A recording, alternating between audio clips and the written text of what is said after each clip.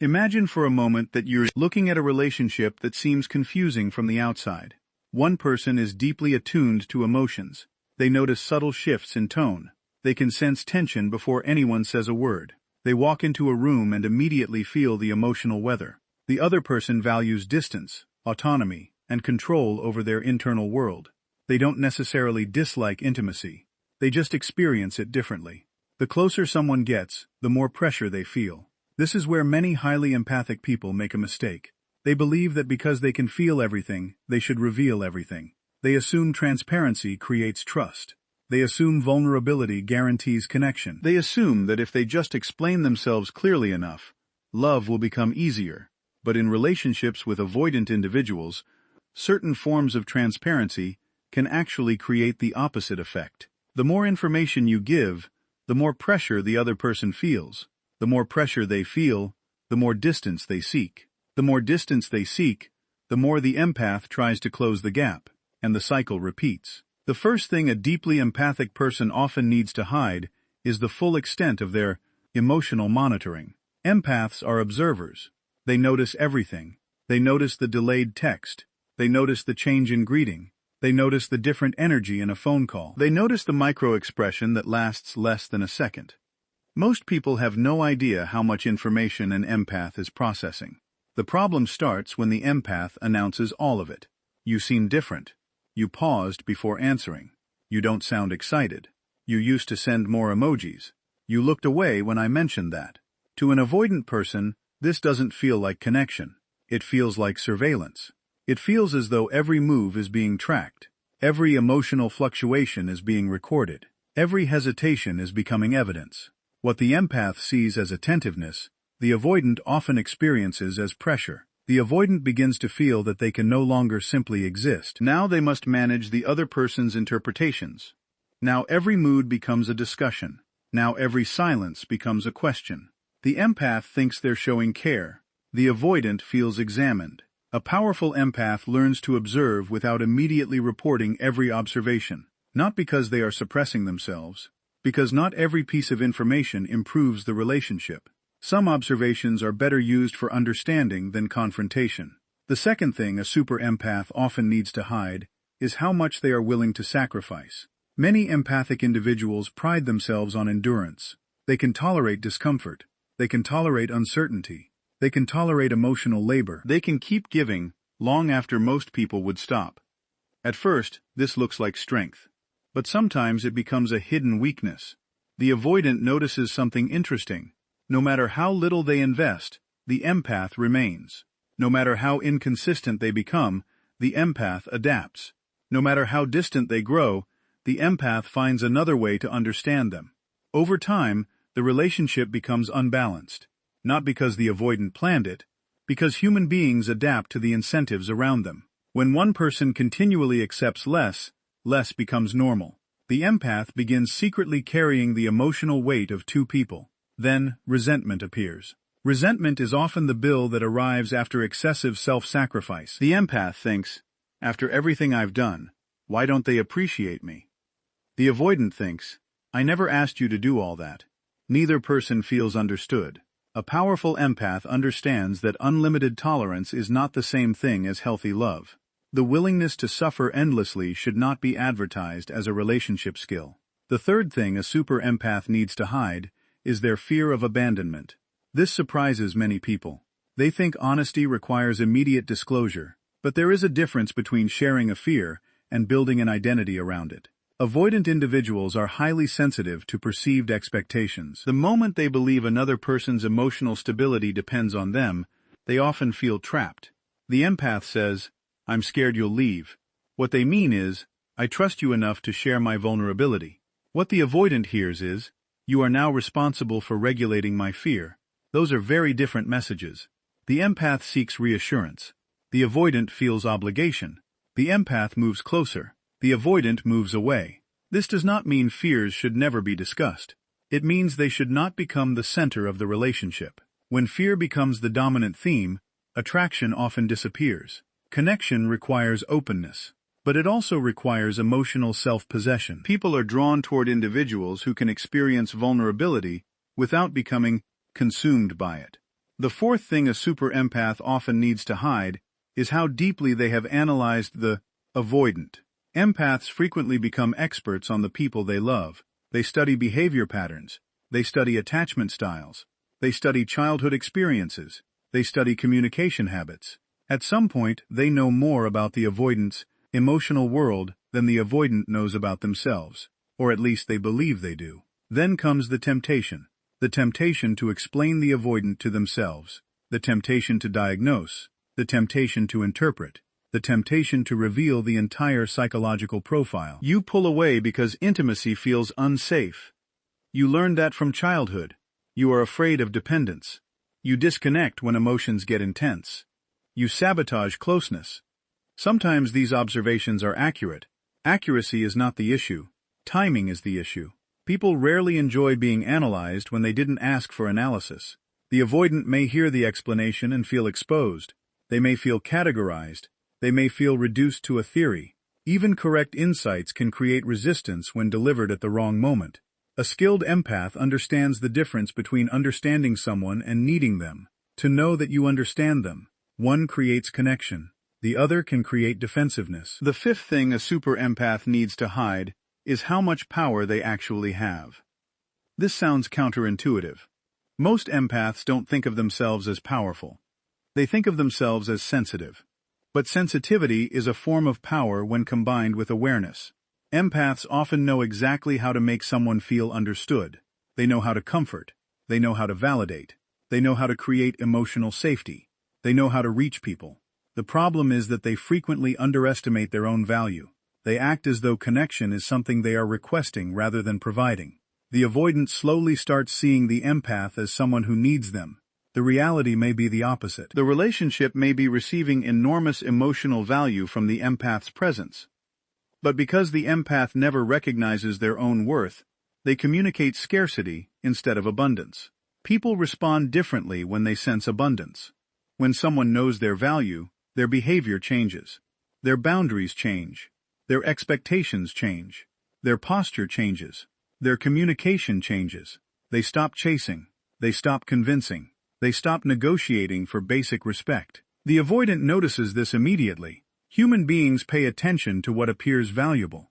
The moment the empath begins recognizing their own value, the dynamic often shifts.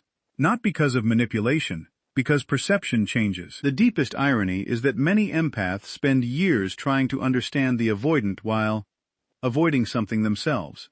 They avoid recognizing their own needs. They avoid expressing clear boundaries. They avoid acknowledging resentment. They avoid accepting reality when reality hurts. Their focus remains locked onto the other person. What is the avoidant feeling? What is the avoidant thinking? What is the avoidant afraid of? Those questions matter. But another question matters more. What are you teaching people about how to treat you? Every interaction teaches. Every boundary teaches. Every exception teaches. Every accommodation teaches. The avoidant is learning from you, just as you are learning from them. If you repeatedly communicate that your needs are flexible while theirs are absolute, a pattern emerges. If you repeatedly communicate that your standards disappear whenever connection is threatened, a pattern emerges. If you repeatedly communicate that your presence is guaranteed regardless of circumstances, a pattern emerges. Most relationship dynamics are not created in a single moment. They are created through repetition. One small decision repeated 100 times becomes a relationship structure. One small compromise repeated 100 times becomes a personal identity. And this is why self-awareness matters. Because empathy without boundaries becomes self-abandonment. Compassion without standards becomes exhaustion. Understanding without accountability becomes imbalance. A super empath is not powerful because they can read emotions. A super empath becomes powerful when they can read emotions without losing themselves inside them. When they can observe distance without chasing. When they can notice withdrawal without panicking. When they can feel deeply without surrendering their self-respect. That is the moment everything changes. Because the avoidant is no longer interacting with someone who is desperately seeking certainty. They are interacting with someone who remains emotionally grounded regardless of uncertainty. And grounded people create a very different psychological experience. Grounded people are harder to take for granted, harder to manipulate, harder to ignore. Not because they demand attention, because they no longer organize their entire reality around receiving it. The strongest empath in the room is rarely the most emotional. The strongest empath is often the calmest. They see what others miss. They notice what others ignore. They understand what others misunderstand. But they do not feel compelled to react to every signal. They do not chase every answer. They do not force every conversation. They know that insight is valuable, but self-control is priceless. And when those two qualities finally come together, the entire relationship dynamic begins to transform. When you deal with an avoidant person, one of the biggest mistakes a highly empathetic individual makes is assuming that transparency automatically creates closeness. It sounds logical. It sounds healthy. It sounds mature. But human behavior rarely follows what sounds logical. Human behavior follows perceived safety. The super empath walks into relationships believing that honesty heals distance. The avoidant walks into relationships believing that distance creates safety. Both people are trying to solve the same problem. They just use completely opposite strategies. The empath thinks, if I show you everything, you'll finally trust me. The avoidant thinks, if I need everything from you, I lose freedom. Neither person says these things out loud. Instead, the relationship becomes a silent negotiation. The empath offers more. The avoidant retreats more. The empath explains more. The avoidant shares less. The empath becomes increasingly available. The avoidant becomes increasingly difficult to reach. Then something strange happens. The empath starts believing they are failing because they are not giving enough. In reality, they are often giving too much information, too much reassurance, too much emotional access, and too much certainty. The first thing a super empath learns to hide is the full intensity of their emotional processing. This doesn't mean lying. It doesn't mean manipulation. It means understanding that not every thought deserves immediate expression. Highly empathetic people often process emotions externally. They think by speaking. They understand feelings by discussing them. They gain clarity through conversation. Avoidant individuals often process emotions internally. They gain clarity through distance. They understand feelings through reflection. When these two systems collide, problems emerge. The empath says, "Can we talk about what happened?" The avoidant hears, "A problem is approaching." The empath says, "I just want to understand." The avoidant hears, "An emotional demand is coming." The empath says, "Tell me what you're feeling." The avoidant hears, "I am about to lose control of this interaction." Notice something important. The words aren't the issue. The interpretation is the issue. A super empath who reveals every emotional reaction in real time unintentionally creates pressure. Pressure creates resistance. Resistance creates withdrawal. Withdrawal creates anxiety. Anxiety creates pursuit. Pursuit creates more withdrawal. And now the cycle is fully operational. The empath feels abandoned. The avoidant feels trapped. Neither understands why. The strongest empath isn't the one who expresses everything immediately. The strongest empath is the one who can regulate emotion before communicating it. There is enormous power in allowing an emotion to mature before presenting it. A feeling experienced at noon often looks completely different by evening. An assumption made during stress often disappears after reflection. An interpretation that felt undeniable yesterday may seem irrational tomorrow. Super empaths sometimes forget this because their emotional awareness is so strong. They trust every feeling. The problem is that feelings are real, but conclusions derived from feelings are not always accurate. So they reveal everything, every concern, every fear, every disappointment, every uncertainty, and the avoidant becomes overwhelmed. Not because the information is wrong, because the volume feels inescapable. The second thing a super empath learns to hide is how much they notice. Empaths observe everything. Tiny shifts in voice, changes in texting patterns, differences in eye contact, variations in energy, small behavioral inconsistencies. Most people miss these signals entirely. Empaths don't. They absorb them automatically. The challenge is that avoidant individuals are often highly sensitive to observation. The moment they feel analyzed, they become guarded. The moment they feel monitored, they become distant. The moment they feel studied, they become strategic. Think about this carefully. Many empaths believe observation creates understanding. Many avoidants believe observation creates vulnerability. Again, both people are trying to feel safe. They're simply using different methods. An empath might say, "I noticed you've been quieter this week." Reasonable statement. Accurate observation. Perfectly valid. But an avoidant may hear, "I am tracking your behavior." Different message entirely.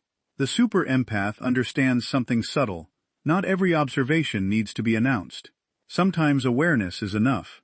Sometimes information becomes more useful when held quietly. Sometimes people reveal more when they don't feel examined. There is a fascinating behavioral principle here. The more someone feels watched, the more controlled their behavior becomes. The less someone feels watched, the more authentic their behavior becomes. This means that announcing every observation can actually reduce access to the truth. Silence often reveals what interrogation never will. The third thing a super empath learns to hide is their fear of loss. This may be the hardest one, because empathy and attachment often become intertwined. The empath invests deeply. They care deeply. They connect deeply. And when connection matters deeply, loss becomes frightening. The problem isn't fear itself. The problem is what fear does to behavior. Fear seeks guarantees. Fear seeks certainty. Fear seeks promises. Fear seeks evidence. Fear seeks reassurance. Avoidants rarely provide these things consistently. Not because they are cruel, because certainty can feel like confinement. The more fear an empath displays, the more responsibility the avoidant feels. The more responsibility the avoidant feels, the more distance they seek. The more distance they seek, the more fear appears. And the cycle accelerates. A super empath eventually discovers that displaying fear rarely creates security. Displaying stability creates security. This doesn't mean pretending not to care. It means refusing to let fear become the primary communication strategy. There is a massive difference between saying, "I value this connection," and saying, "Please don't leave me." One communicates strength, the other communicates dependence. Avoidants often move towards strength. They often move away from dependence. Not consciously, automatically, instinctively, because dependence can feel like an obligation they never agreed to carry. The fourth thing a super empath learns to hide is the urge to rescue. This one surprises many people. Empaths love helping. Helping feels meaningful. Helping feels loving. Helping feels necessary. But rescuing and helping are not identical. Helping empowers. Rescuing removes responsibility. Avoidant individuals often struggle with dependence. They value autonomy. They value self-sufficiency. They value control. When an empath repeatedly steps in to solve problems, manage emotions, remove discomfort, and create solutions, the avoidant may initially appreciate it. Then something changes. The help begins to feel invasive. The support begins to feel controlling. The kindness begins to feel like pressure. Not because the empath intended that, because autonomy matters enormously to the avoidant mind. A super empath learns to recognize the difference between support and rescue. Support says, "I believe you can handle this." Rescue says, "I don't think you can handle this." Even when those words are never spoken, behavior communicates them. People respond to implications more strongly than explanations. That is why the urge to rescue must often remain hidden, not suppressed, managed, disciplined, directed carefully, because growth requires ownership. And ownership cannot exist when someone else constantly carries the burden. The fifth thing a super empath learns to hide is their full capacity for unconditional understanding. This sounds counterintuitive. After all, isn't understanding a good thing? Yes. But unlimited understanding can become dangerous, especially when boundaries disappear. Empaths often understand everyone's reasons. They understand childhood wounds. They understand fears. They understand insecurities. They understand defense mechanisms. They understand trauma responses. They understand avoidance. They understand withdrawal. They understand silence. They understand contradictions. The danger is that understanding can become justification, and justification can become permission. A super empath may explain away behavior that should be addressed. They may excuse patterns that should be challenged. They may tolerate treatment that should be questioned, because they understand where it comes from. Understanding origins is valuable. Ignoring consequences is costly. An avoidant person may withdraw because of fear. That explains behavior. It does not eliminate impact. Someone can have a valid reason and still create pain. Someone can have a difficult history and still make harmful choices. Someone can struggle and still be accountable. The strongest empath recognizes this distinction. They understand without surrendering standards. They care without abandoning boundaries. They listen without excusing everything. They remain compassionate without becoming self-sacrificial. This balance changes everything. Because avoidants often expect one of two responses: pursuit or abandonment. What they rarely encounter is calm accountability. Calm accountability is powerful because it creates neither pressure nor escape. It simply presents reality. This behavior affects me. No attack, no guilt, no demand, just reality. Reality is difficult to argue with. The fascinating thing about avoidant dynamics is that they often reveal more through patterns than through words. Words can be edited. Patterns are harder to fake. A person can say they value connection. Patterns reveal whether they protect it. A person can say they need space. Patterns reveal whether space leads to growth or permanent distance. A person can say they care. Patterns reveal how care appears under pressure. The super empath eventually stops chasing explanations and starts observing consistency. Consistency tells the truth faster than promises. Consistency tells the truth faster than intentions. Consistency tells the truth faster than emotional speeches. Because consistency requires action, and action exposes reality. One of the most transformative shifts occurs when the empath stops trying to be indispensable. Many empaths secretly believe that becoming necessary creates security. If I help enough, they won't leave. If I understand enough, they won't leave. If I love enough, they won't leave. If I sacrifice enough, they won't leave. But necessity is not connection. Necessity is dependency. Connection is choice. Those are different experiences. Someone staying because they need you feels completely different from someone staying because they choose you. Avoidants often react strongly when they sense necessity. Choice feels free.